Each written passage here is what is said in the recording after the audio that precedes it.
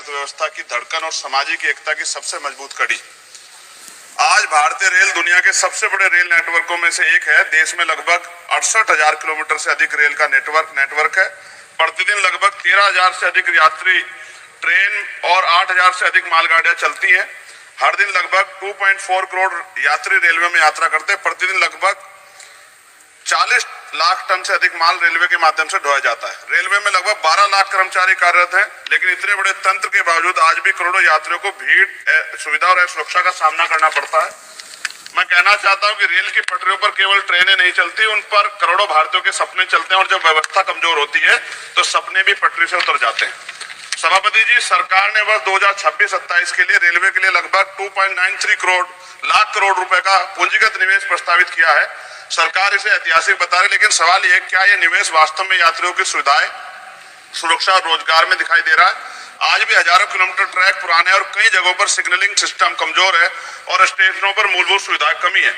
Rail सुरक्षा का सबसे महत्वपूर्ण विषय मैं स्पष्ट करना चाहता हूं कि रेल में सुरक्षा केवल रिपोर्टों से नहीं आती, सुरक्षा जमीन पर किए गए काम से आती है। आज भी हजारों किलोमीटर ट्रैक पर नवीकरण होना बाकी है और कर्मचारियों की कमी एक गंभीर समस्या है। महोदय, भारतीय रेल कभी देश का सबसे बड़ा रोजगार देने वाला संस्थान हुआ करता था और सामाजिक न्याय की भावना को मजबूत करने में इसकी बड़ी भूमिका रही है, लेकिन आज रेलवे में लगभग 3 लाख से अधिक पद खाली पड़े हैं और प्रमोशन से जुड़े अनेक मुद्दे सामने आते हैं। मैं सरकार से पूछना चाहता हूं, मंत्री तो यहाँ मौजूद हैं, कि जब देश का युवा बेरोजगारी के लिए दर दर भटक रहा है तो रेलवे में इतने पद खाली क्यों पड़े हैं? देश का युवा अवसर मांग रहा है और रेलवे में खाली पद इंतजार कर रहे हैं, ऐसा क्यों? महोदय जी, मैं इस सदन के माध्यम से एक बहुत महत्वपूर्ण विषय उठाना चाहता हूं। रेलवे में अनुसूचित जाति और अनुसूचित जनजाति व अन्य पिछड़ा वर्ग के युवाओं को अवसर मिलना कम हो गया क्योंकि भर्ती नहीं निकल रही है। मैं मंत्री जी को से आग्रह करूंगा कि रेलवे में SC, ST और OBC के आरक्षित पदों को शीघ्र भरा जाए। भर्ती प्रक्रियाओं में तेज और पारदर्शी बनाया जाए। रेलवे के प्रशिक्षण संस्थानों में इन वर्गों के युवाओं के लिए विशेष प्रशिक्षण कार्यक्रम शुरू किए जाए। रेलवे कॉलोनियों में कर्मचारियों कल्याण कार्यक्रम में सामाजिक न्याय की भावना को मजबूत किया जाए। मैं कहना चाहता हूं कि जब तक देश के अंतिम व्यक्ति को अवसर नहीं मिलेगा तब तक विकास अधूरा रहेगा। बाबा साहब डॉक्टर भीमराव अंबेडकर की भावना यही थी कि सरकारी संस्थान सामाजिक न्याय के मजबूत स्तंभ बने और सरकार भी इस बात के वादे करती है। महोदय जी, आज सामान्य श्रेणी में यात्रा करने वाले यात्रियों की स्थिति बेहद कठिन है। ट्रेनों में अत्यधिक भीड़, लंबी वेटिंग लिस्ट, स्टेशनों पर सुविधा कमी के कारण देश की जनता त्रस्त। ऐसा लगता है कि आम यात्रियों की समस्याओं को उतनी प्राथमिकता नहीं दी जा रही है जितनी दी जानी चाहिए।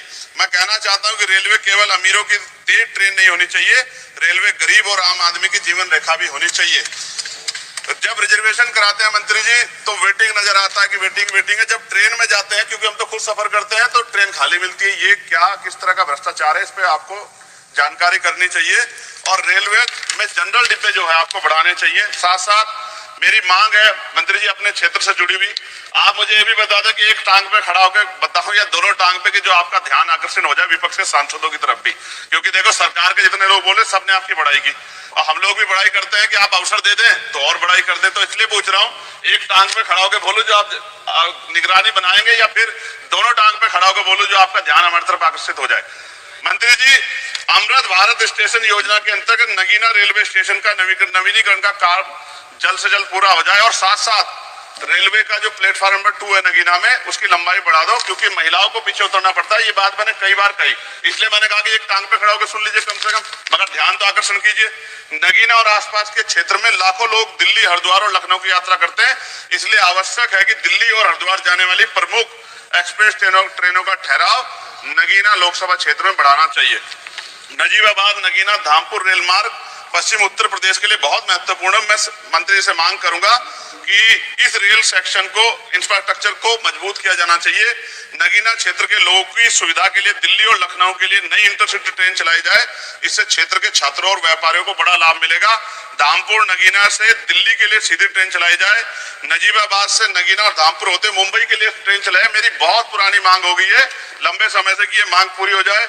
और सेओरा, किरतपुर, हल्दौर, नगीना, धामपुर आदि स्थानों पे फ्लाईओवर अंडरपास की मांग का काम जल्द पूरा हो जाए। आपको याद है, आप भी कहते हैं, बहुत सारे मंत्री कहते हैं 1-1 मिनट कीमती है। अब 1 मिनट का जो वैल्यू है वो यहाँ पता लगती है, लेकिन वहां 15-15, 20-20 मिनट खड़े होना पड़ता है। और ये डिजिटल इंडिया है, विश्व गुरु भारत की बात होती है सरकार की तरफ से, कहाँ है वो? कितने फाटक ऐसे जिन पे भी काम होना बाकी है? मुजफ्फरनगर में शुक्रताल में जो बहुत बड़ा तीर्थ है मंत्री जी, गुरु गद्दी अखंड ज्योति सदगुरु समनदास जी महाराज की, वहां बहुत लाखों श्रद्धालु जाते हैं, उसको भी किसी कनेक्टिविटी से जोड़िए, तो इससे अर्थव्यवस्था में भी फायदा होगा और वहां के जो उस वहां मानने वाले लोग हैं उनको भी जो है वो भी आपका धन्यवाद करेंगे। अंत में मैं केवल ये बात कहना चाहता हूं कि भारतीय रेल केवल लोहे की पटरियों पर नहीं चलती हुई, ये देश के विश्वास और उम्मीदों पर चलती है। अगर इस विश्वास को मजबूत करना तो रेलवे को सच में मजबूत करना होगा।